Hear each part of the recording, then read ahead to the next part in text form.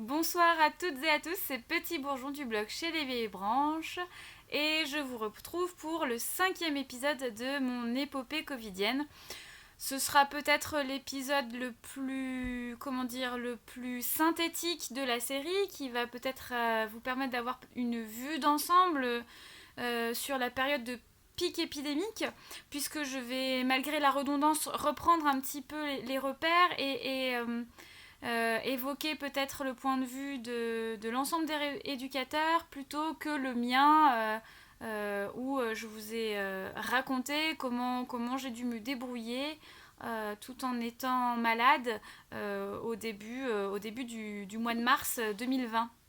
Voilà, donc je reprends ma frise chronologique que je vous ai mise en illustration dans l'article de l'épisode précédent pour resituer encore une fois les repères chronologiques. Je crois que c'est nécessaire pour qu'on puisse se rendre compte des intervalles de temps, des moments d'indécision et de décalage entre ce que nous autres soignants avions besoin comme information, comme prise de décision, et ce qui s'est fait finalement au rythme de l'institution. Voilà. Alors début mars, 9 mars, les premiers services non essentiels à la prise en charge des patients, les services de soins proposant des choses qui peuvent être décalées, ferment pour libérer de l'effectif et pouvoir laisser les établissements se concentrer sur l'effort à fournir pendant la période d'afflux des malades de la Covid-19. Excusez-moi, mon chat est dans les parages, du coup je risque d'être un peu déconcentrée, je vais faire de mon mieux. Les consignes de port de masque à ce moment-là sont toujours restrictives, toujours réservées à des cas bien particuliers. En aucun cas le port n'est systématique et comme je vous en ai déjà fait part dans un épisode précédent, cela m'étonne et je ne comprends pas pourquoi, à la vue des connaissances qu'on a sur les modes de transmission de la Covid-19 et puisqu'il faut protéger au maximum patients et soignants, puisqu'il s'agit d'une maladie qui s'avère parfois mortelle pour certains sans qu'on sache très bien pourquoi, je ne comprends pas pourquoi on ne met pas le maximum en termes de protection. Euh, enfin, si, je le comprends, pénurie. Mais le discours officiel à ce moment-là n'est pas celui-là. Il ne préconise pas le port de masque puisque il n'est pas utile en systématique. Voilà, bref. Ça pose beaucoup de soucis aux rééducateurs car, au même titre que d'autres soignants, nous sommes exposés à la contamination au même titre que les autres soignants, je viens de le dire, voire nous pratiquons des gestes qui sont à fort risque de contamination ou d'aérosolisation du virus comme on dit. Exemple, les masseurs kinésithérapeutes pratiquent des kinésithérapies respiratoires qui visent à aider le patient à drainer ses sécrétions dans le but de les évacuer, voire dans un but diagnostique, comme ça a été le cas au tout début de l'épidémie, pour obtenir des échantillons qui puissent être analysés pour savoir s'ils contiennent le virus. Les orthophonistes réalisent ce qu'on appelle des bilans de déglutition qui étudient la façon d'avaler des patients pour savoir s'ils avalent en toute sécurité leur bol alimentaire ou s'ils font des fausses routes qui peuvent être à l'origine d'un étouffement ou tout simplement d'infections respiratoires qui peuvent être fatales pour les plus fragiles. Évidemment, quand on observe la déglutition d'un patient, on est près de sa bouche, on est près de son nez, on risque des déglutitions ratées qui se soldent par des projections directes dans la figure. Voilà. Les psychomotriciens et les orthophonistes, nous travaillons très souvent au corps à corps avec les patients en les mobilisant, en les positionnant, en les guidant dans leurs mouvements. Moi j'ai besoin que certains de mes patients entendent ce que je leur dis, donc pour les patients sourds, je suis contre leur oreille pour leur parler. Et certains soins nécessitent une proximité physique telle qu'ils sont dans mes bras. Voilà. Donc nous sommes tout autant en première ligne que les autres soignants Et pour autant, la question de nos soins n'est pas réglée. Nous ne savons pas encore si nous allons être confinés, comme la grande majorité des Français dont la profession n'est pas, ne sert pas directement au maintien des fonctions les plus importantes durant la crise. Puisque nous ne savons pas si nos professions sont considérées comme essentielles dans le soin aux patients et dans le cadre de l'épidémie. Nous ne savons pas si nous allons être réquisitionnés comme lors d'un plan blanc où les hôpitaux se réorganisent face à un afflux brutal et massif de patients très graves et où tout professionnel hospitalier peut avoir un rôle à jouer qui n'est pas dans son corps de métier. Typiquement pour les rééducateurs, c'est du brancardage, c'est-à-dire du transport de patients ou de l'aide, de l'orientation, de l'accueil, de l'aide éventuellement dans les services pour des soins d'hygiène, pour de l'entretien, de la décontamination, etc. Ça, c'est la semaine du 9 mars. La semaine du 16 mars, les choses bougent. Ça commence à vraiment émerger dans cet hôpital qui deviendra un cluster. La consigne des masques pour tous en systématique tombe enfin. C'est pour nous qui ne sommes pas en service Covid, c'est un masque chirurgical par jour, ce qui va à l'encontre des recommandations d'utilisation de ces masques, mais pénurie oblige. On s'en accommode, nous n'avons pas le choix de toute façon. Nous apprenons le 18 mars enfin que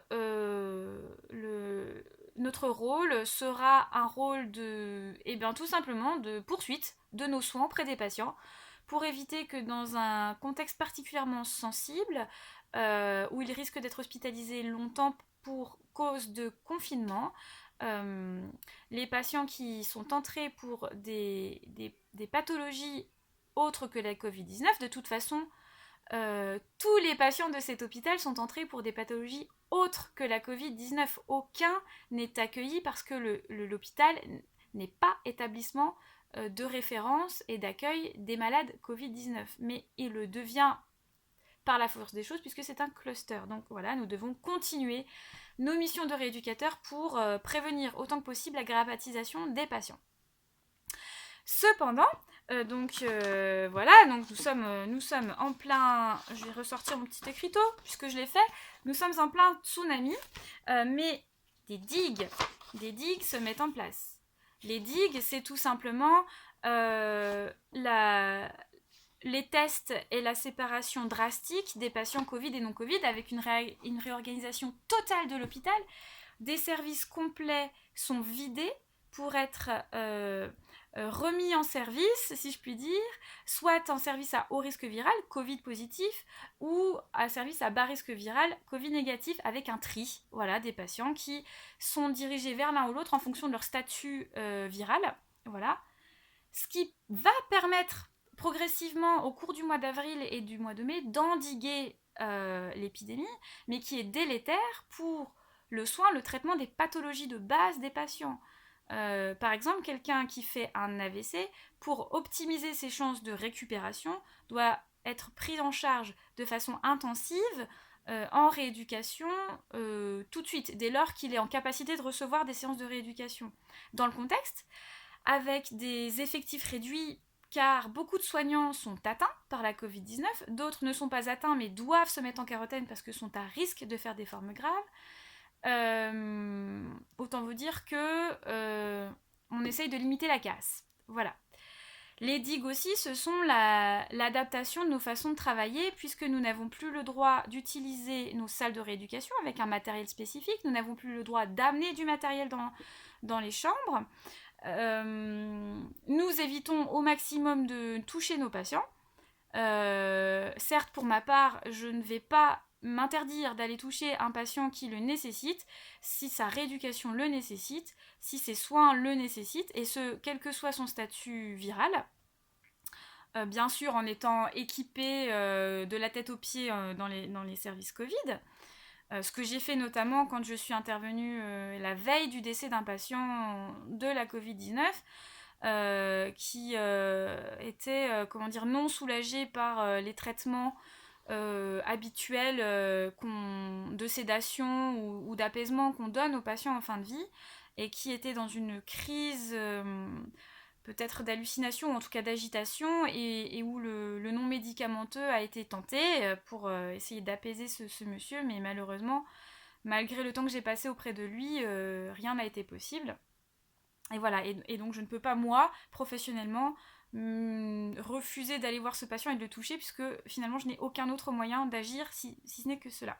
Mais j'ai quand même adapté mes séances en faisant peut-être plus d'entretien à visée de soutien psychologique, sans toucher le patient, en faisant travailler plus la sphère cognitive, la mémoire, l'attention, le langage par des jeux verbaux au final, ou en continuant à travailler le schéma corporel par des jeux d'imitation de posture ou ce genre de choses par exemple.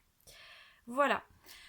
Les rééducateurs qui ont vu leur activité baisser, pour certains d'entre eux, se sont investis dans des projets qui ont permis un grand soutien psychique aux patients en permettant de garder le lien entre les familles et les patients grâce tout simplement à la mise en place de sessions de visioconférence ou d'appels téléphoniques réguliers, accompagnés, notamment parce que beaucoup de patients en gériatrie ne sont pas en capacité de manipuler eux-mêmes une tablette tactile, voire même sont gênés par des soucis d'audition ou de vue ou de motricité qui ne leur permettent pas de manipuler un téléphone. Donc voilà, ça a été un très très très beau projet, très lourd projet quand même, qui a été mis en place par certains de mes collègues et qui a très très bien fonctionné. Il y a des entreprises qui nous ont offert des fleurs qui ont été distribuées dans les services, pour les patients. On nous a offert des tablettes tactiles qui nous ont permis justement de pouvoir passer à la vitesse supérieure dans ce projet-là. On a été renforcés, je parle uniquement pour la rééducation parce que c'est ce que je connais. On a eu par exemple la venue de moniteurs d'activité physique adaptée dont les services sont fermés, qui ont apporté pas mal de nouveautés, qui ont apporté leurs compétences, qui ont apporté leur dynamisme dans des services de long séjour, services qui sont habituellement moins pourvus en rééducateurs et qui selon moi souffrent vraiment de ce manque d'effectifs de rééducation et de soins annexes aux soins médicaux, aux soins d'hygiène, aux soins on va dire nécessaires à la compensation de la dépendance. Et ces présences-là de moniteurs d'activité physique adaptés, d'autres psychomotriciens, de bénévoles kinésithérapeutes libéraux, de bénévoles étudiants en ergothérapie, ça a amené beaucoup de fraîcheur et beaucoup d'élan. Et oui, on a vu des services nous reconnaître un petit peu plus dans nos rôles, s'intéresser un petit peu plus à ce qu'on apporte aux patients. Et nous aussi d'ailleurs, on a participé à cet échange autour de nos métiers, puisque on est allé volontiers aider des soignants ou quand c'était nécessaire. Et j'ai senti beaucoup de solidarité, beaucoup de respect et énormément d'échanges peut-être eh bien comme je n'en avais jamais vu en 7 ans d'exercice à l'hôpital. Voilà, après je vais pas rentrer dans les détails de l'histoire institutionnelle de certains services, parfois très très lourdes et qu'on essaye un petit peu de modifier. Mais il y a une sorte d'émulation que j'aimerais voir se poursuivre, voilà, qui j'espère va rentrer dans le climat de certains services hospitaliers dans lesquels ça manquait vraiment. Voilà. Et donc, finalement, une fois que toutes les réorganisations, vidage de services pour re-remplissage ont été faits, on a atteint une sorte de vitesse de croisière. Vitesse de croisière, bon, bien sûr, on n'a pas été épargné par le stress, on n'a pas été épargné par la fatigue, par les inquiétudes, puisque on a vu s'accumuler les maladies chez les soignants, on a vu des incohérences dans les dépistages des uns et des autres, en fonction des symptômes, en fonction des contacts avec des patients malades. On a dû, faire avec nos propres incohérences, où il y a eu des périodes où, par exemple, je me suis retrouvée sur une même semaine, intervenir sur 6 services différents, alors que dans le cadre de l'épidémie, il faudrait que nous soyons cantonnés à 1-2 services pour éviter de transporter le virus n'importe où, et notamment dans des endroits où il n'est pas déjà. Mais bon, jeu des absences, jeu de quelles compétences sont demandées où, jeu d'organisation, etc. Il m'est arrivé d'intervenir dans 6 services certaines semaines. Ce qui, personnellement, moi, en termes de charge de travail, ne me dérange pas. J'y suis habituée. Ça a été le début de mon exercice. J'ai commencé dans cet hôpital sur 5 services à mi-temps. Voilà. Donc, bon, pour moi, ça ne changeait pas grand-chose. Par contre, en termes d'organisation, de réflexion en amont sur l'ordre des patients, à quel moment de la journée, etc., aller les voir, de préparation, d'aller chercher les dernières informations, sur où ils se trouvent dans l'hôpital, sur quel est leur statut viral, sur qu'est-ce qui est prévu pour eux. Oui, ça a été assez lourd.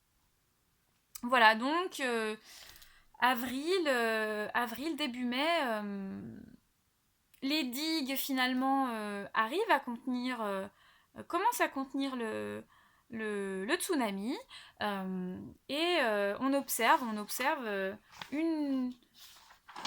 Attendez, il faut que je trouve ma page. Je vais y arriver quand même. Voilà. On observe une décrue déjà avant le déconfinement, avant la date du 11 mai, qui va se matérialiser par la fermeture de certains services Covid qui vont rouvrir en bas risque viral, par l'arrivée enfin de consignes officielles de médecins hygiénistes sur comment nous devons reprendre nos séances avec les patients, malgré un rebond à ce moment-là de quelques cas dans un service de long séjour qui avait été épargné jusqu'à maintenant et qui a touché la patiente dont je vous parle quelquefois, qui est madame préférée, avec qui j'ai noué certains liens, et ce qui a bien occupé, disons, la fin du mois de mai et le début du mois de juin pour moi. Voilà. Dans les consignes de déconfinement, de réouverture progressive de l'hôpital à des soins plus variés, à un mode un petit peu moins dégradé de la prise en soin des patients, certaines consignes pour nos rééducateurs sont incohérentes. Par exemple, dans l'unité cognitivo-comportementale où je travaille, les patients qui, à ce moment-là, n'est plus Covid, les patients qui rentrent n'ont plus la Covid-19, les rééducateurs ont le droit de revenir pour faire des séances individuelles, mais ne peuvent pas proposer de groupe. Ce serait normal et cohérent si le fait de ne pas proposer de groupe était un vrai facteur protecteur des patients. Ça ne peut pas l'être, puisque dans ces unités, ces patients ne peuvent pas respecter de gestes barrières, ne peuvent pas rester confinés en chambre, comme ça a été le cas durant toute la durée du confinement pour les autres services. Ces patients vivent en communauté, ils mangent ensemble dans la même salle, ça fait partie du projet de soins. Ces patients participent à des ateliers thérapeutiques ou occupationnels qui sont proposés par les soignants de l'équipe, qui sont formés et qui savent complètement choisir telle ou telle activité en fonction de l'ambiance et du climat d'agitation ou de détente dans le service. C'est le retour d'une intervenante extérieure qui, elle, n'a pas reçu de consigne de ne plus faire de groupe.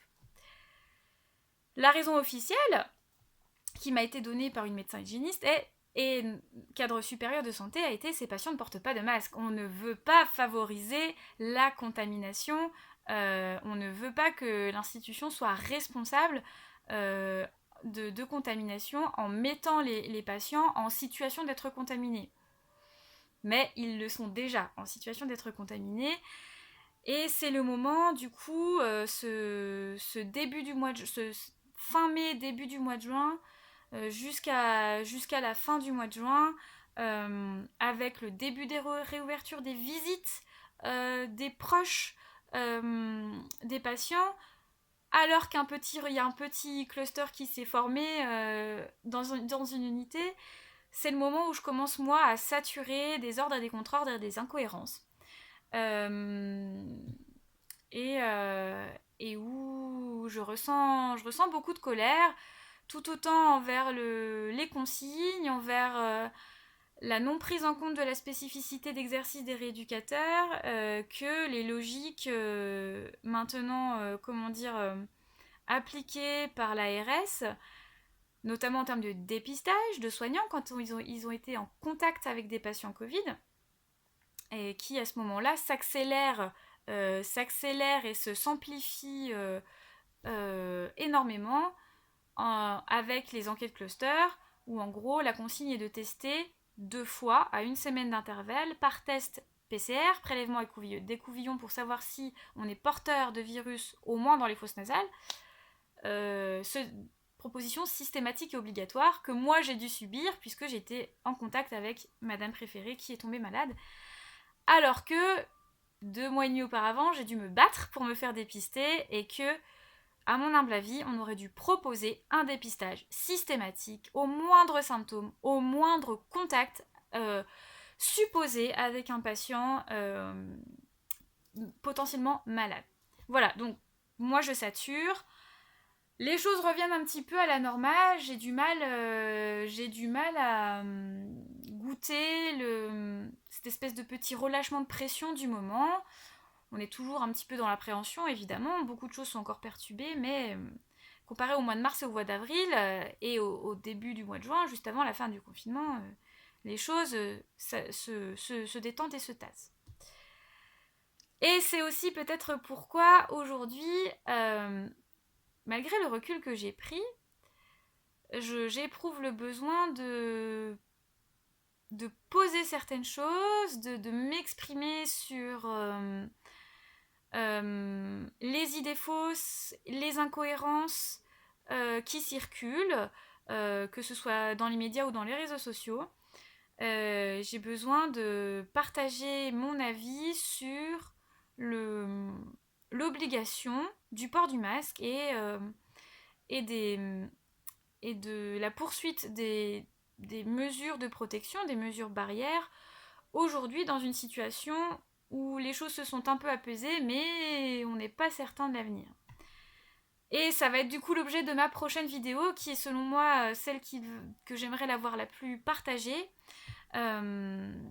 Parce que pour avoir été au cœur de l'épidémie, pour m'être entretenue avec beaucoup de professionnels, des professionnels de l'hygiène, etc., je pense avoir un avis, peut-être pas le plus éclairé possible, mais en tout cas un avis qui peut-être saura